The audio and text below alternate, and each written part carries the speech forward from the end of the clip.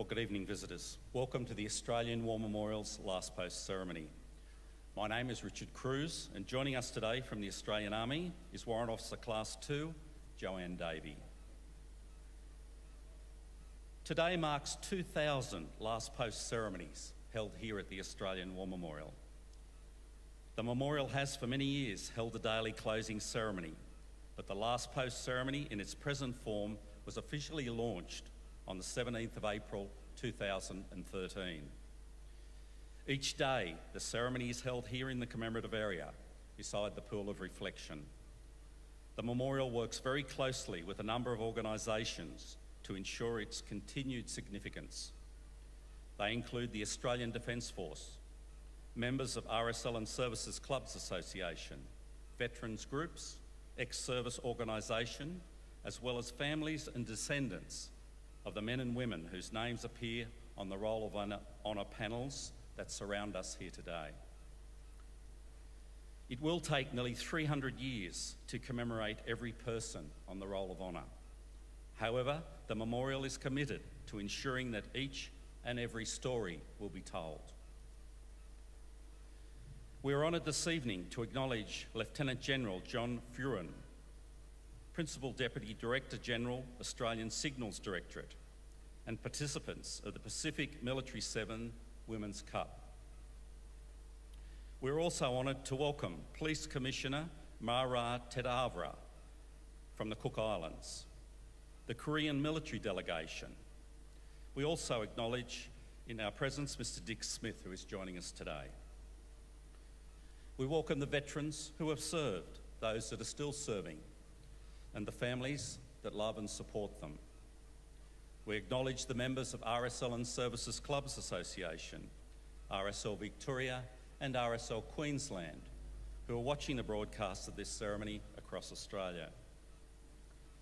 During this evening's ceremony, wreaths will be laid at the base of the pool of reflection by visitors and students on behalf of the following schools.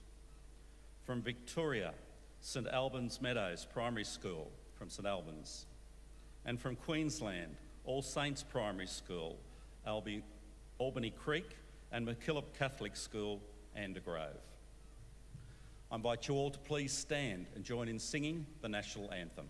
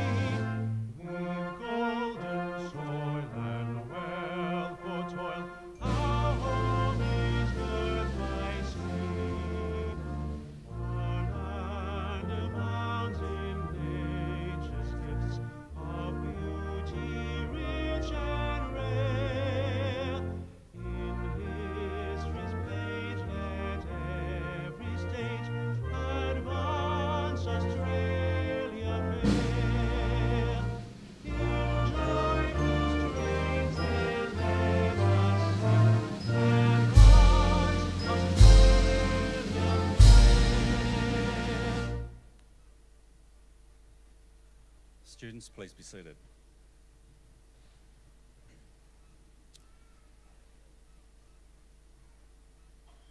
If any visitors are able to be seated, please do so.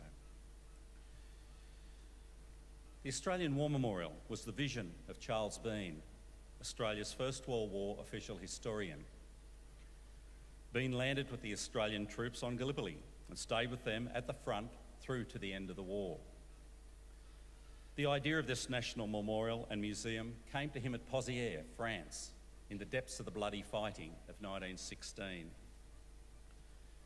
Bean's idea was that this would be a place where families and friends could mourn loved ones buried in faraway places. It would also be a place that could help all Australians understand what these men and women had endured and what they had done for us. Bean's vision, to which we remain true, is best expressed as inscribed in the entrance to the memorial's galleries. Here is their spirit in the heart of the land they loved, and here we guard the record which they themselves made. Tonight we'll read the story behind just one of those on the Roll of Honour, which lists the names of more than 102,000 men and women who have given their lives for us in war and operations over more than a century. But first we present a lament, Flowers of the Forest. Wreaths and floral tributes will now be laid at the base of the pool of reflection.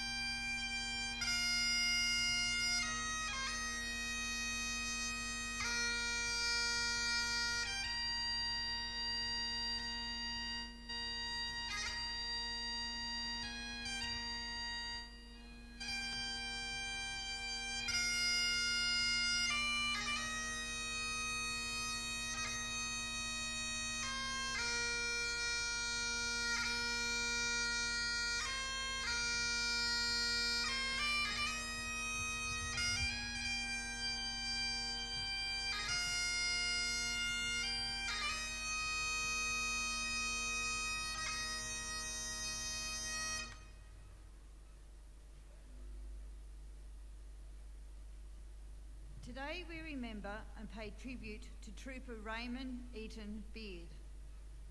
Raymond Beard was born on the 11th of September 1914 in the Perth suburb of Holyoake, the eldest son of Herbert Beard and Evelyn Loring. Raymond's father served with the 8th Field Artillery Brigade during the First World War and died at Menin Road in Belgium in 1917 when Raymond was just 3 years old. While Raymond's parents were engaged, they hadn't actually had the opportunity to marry. Known as Dick, Raymond worked as a truck driver, was yardman at the Freemasons Hotel in 2J and a member of the Wanderer Football Club before enlisting in the 2nd Australian Imperial Force at Subiaco on the 7th of November 1939. His younger brother Thomas enlisted in August the following year. Thomas served with the 2nd 16th Battalion before returning home in 1944. While undergoing initial training, Raymond Beard was fined for overstaying his leave. Allotted to the 2nd 11th Battalion, the 1st Western Australian Battalion raised for service overseas, he left Australia on the 20th of April 1940, bound for the Middle East. While training in Palestine and Egypt, Beard was again reprimanded for tardiness, receiving a fine for being absent without leave in May. The 2nd 11th Battalion went into action for the first time in Bardia, a small town on the Mediterranean coast of Libya, on the 5th of January 1941.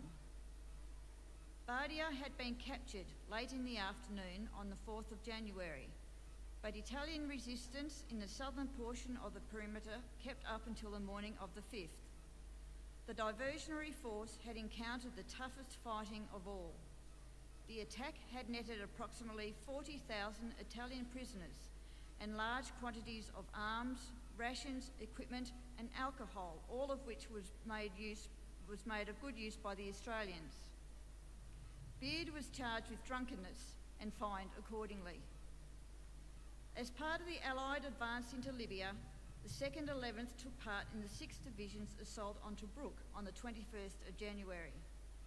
The Italian garrison was taken by surprise and most had surrendered by the following day.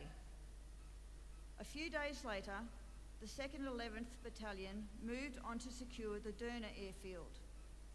Unlike Tobruk and Bardia, Derna had not been subjected to bombing before the attack. Determined resistance from the Italian Special Armoured Brigade, known as the Bambini Group, made progress slow and difficult. Italian bombers and fighters attacked the Australians from the air, and the Italians swept the flat ground with field artillery and machine guns, stopping the Australian advance short of its objective. The fighting continued until the Italians disengaged on the night of the 28th of January, and Derna was occupied unopposed the next day. 5 members of the 2nd 11th were killed at Derna, including Private Raymond Beard, who was killed in action on the 26th of January. He was buried in Knightsbridge War Cemetery in Acroma, just west of Tobruk, under the epitaph, "Until the daybreak and the shadows flee away." He was 26 years old. His name is listed on the Roll of Honour on my left, among almost 40,000 Australians who died while serving in the Second World War. A photograph of his headstone is displayed today beside the pool of reflection. This is but one of the many stories of service and sacrifice told here at the Australian War Memorial. We now remember Trooper Raymond Eaton Beard, who gave his life for us, for our freedoms, and in the hope of a better world.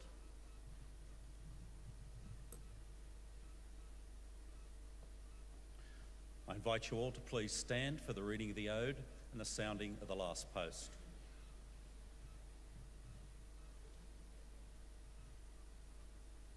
They shall grow not old as we that are left grow old. Age shall not weary them, nor the years condemn. At the going down of the sun and in the morning, we will remember them. We will remember them.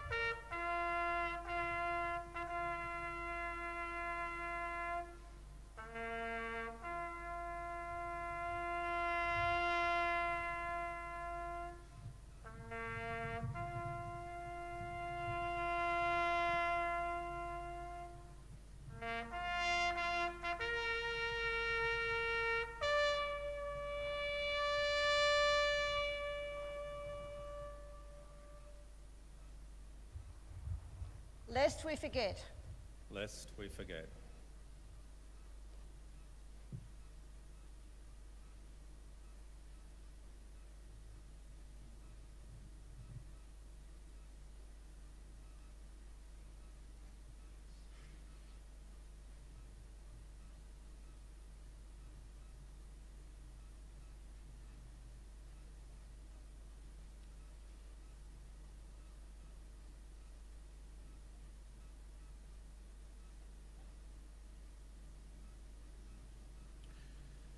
We leave you this evening with the words of the memorial's founder, Charles Bean. Many a man lying out there at Pozières or in the low scrub at Gallipoli, with his poor, tired senses barely working through the fever of his brain, has thought in his last moments, well, it's over. But in Australia, they will be proud of this. Ladies and gentlemen, girls and boys, that concludes this evening's last post ceremony. We thank you for visiting the Australian War Memorial, and we invite you to visit the poppy display in the grounds as you leave. Thank you. We wish you a very good evening.